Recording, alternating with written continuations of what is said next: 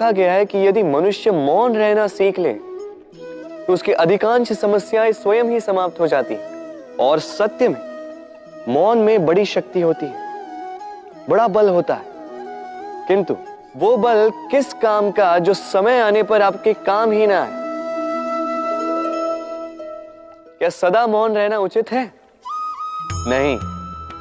इतिहास साक्षी है, संसार में अधिक विपदाएं इसलिए आई क्योंकि समय पड़ने पर मनुष्य उसका विरोध नहीं कर पाया, मौन रह गए। यदि मौन रहना शस्त्र है तो उसका सही समय पर उपयोग करना भी आवश्यक है।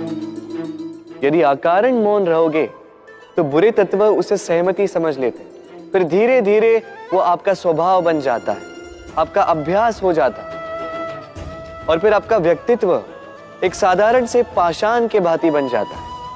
अपनी वाणी का आवश्यकता पड़ने पर सदुपयोग कीजिए।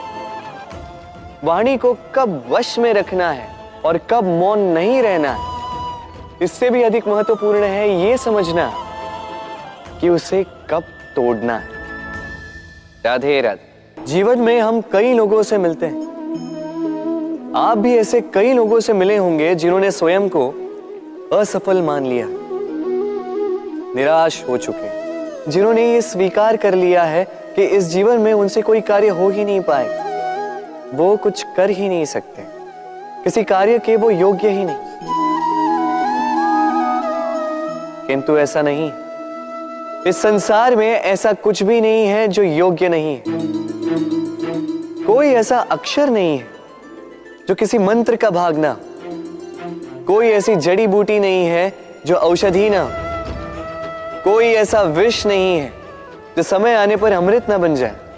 और इसी प्रकार कोई व्यक्ति अयोग्य नहीं होता, उसे अयोग्य बनाती है उसकी सोच।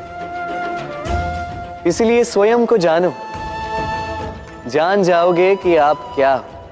अपने अंतर मन को जगाएं, आप देखेंगे कि जिस संसार की नींव ही बनी है आशा से, उस संसार में निराशा, हताशा और हार जैसा कोई भाव अस्तित्व ही नहीं रखता। राधे राधे।